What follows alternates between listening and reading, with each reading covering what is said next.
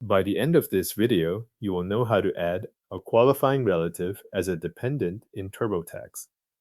Start by signing into your TurboTax account and opening the My Info section. Once you are there, scroll down until you reach the Your Household area. This is where TurboTax keeps the people connected to your return.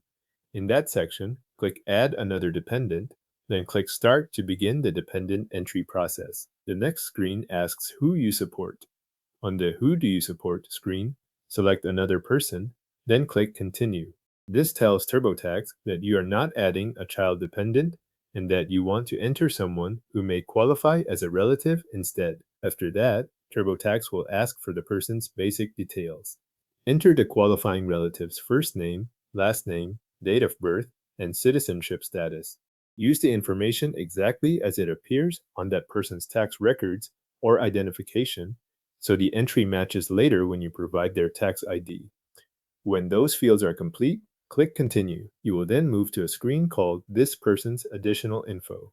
Here, select your relationship to the qualifying relative from the options TurboTax provides. After that, answer the residency questions on the same screen. These questions help TurboTax determine whether the person meets the household and support rules connected to dependent status. Once your relationship and residency answers are entered, click Continue to move forward. The next screen is Tell us more about this person's situation. This section focuses on eligibility details. Read each listed situation and answer based on the person's circumstances. If none of the listed situations apply, select none of these, then click Continue.